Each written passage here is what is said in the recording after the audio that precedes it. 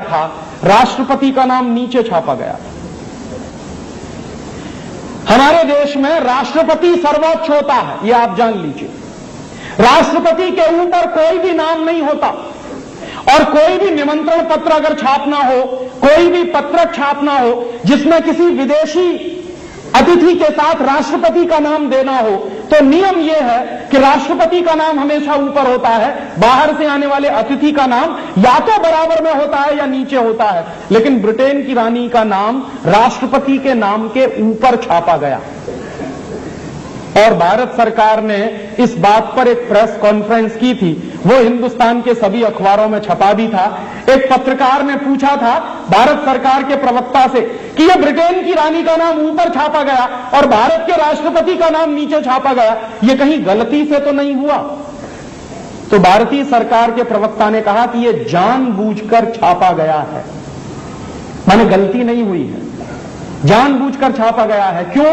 क्योंकि ब्रिटेन की महारानी आपकी महारानी है, इसलिए उसका नाम हमेशा राष्ट्रपति के नाम के ऊपर जाएगा, आपके राष्ट्रपति का नाम उससे नीचे जाएगा।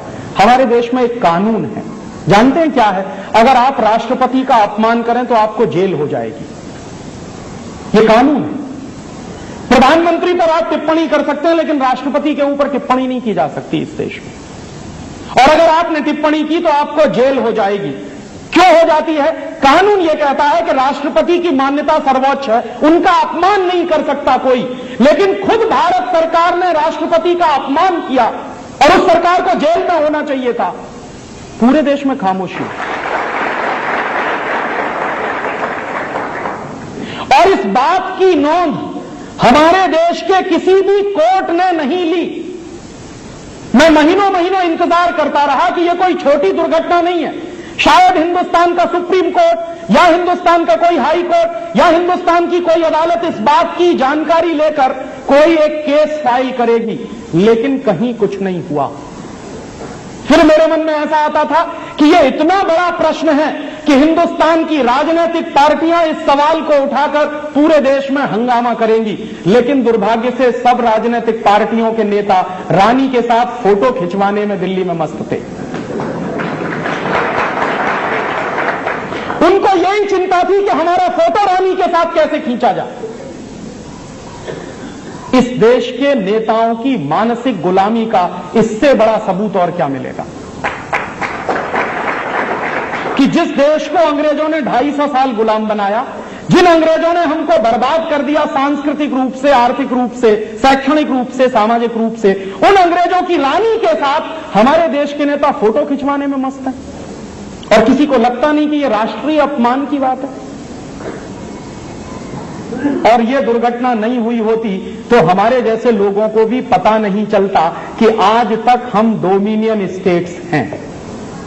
और उससे भी ज्यादा खराब मुझे एक चीज और लगी कि 1911 में जब जॉर्ज पंचम आया था तो जॉर्ज पंचम के स्वागत के लिए एक गीत गाया गया था। जॉर्ज पंचम के स्वागत के लिए एक गीत लिखा गया था। उस गीत का नाम है जन गण मन अधिनायक जय हे। इसका मतलब जानते हैं क्या होता?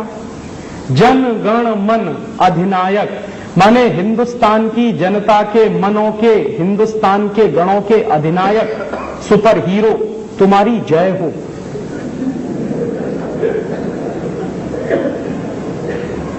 जन गण मन अधिनायक जय है। भारत भाग्य विधाता, तुम भारत के भाग्य विधाता हो। माने जो देश को बर्बाद करने में लगा हुआ है, जो जॉर्ज पंचम, और जिस जॉर्ज पंचम की सरकार से पूरा हिंदुस्तान बर्बाद कर दिया गया, उसके स्वागत में कोई गीत लिख रहा है, कह रहे हैं भारत भाग्य विधाता। पंजाब सिंध गुजरात मराठा द्राविड़ उत्कल बंद, विंध्य हिमाचल यमुना गंगा उच्छल जल तिरंग। माने जिस देश में पंजाब है, सिंध है, गुजरात है, मराठा है, इतनी बड़ी बड़ी पर्वतमालाएं हैं, उनके नाम लेते हुए ऐसी नदियां हैं, उन सबकी तरफ से तब शुभ आशीष मांगे, हम तुम्हारे लिए आशीष मांग रहे हैं, दुआएं कर रहे हैं। गाए तब जय गाथा, तुम्हारी ही जय के गीत गा रहे हैं हम। जनगण मंगलदायक जय, भारत भाग्य विधाता। माने तुम भारत के भाग्य विधाता हो, तुम्हारी मंगल कामनाएं करते हुए हम ये गीत गा रहे हैं। ऐसी चाटुकारिता का हिंदुस्तान में दूसरा नमूना नहीं मिलेगा आपको। आपने सुना होगा हमारे देश के इतिहास में कुछ जगहों पर वर्णन किया गया है। क्या वर्णन किया गया है?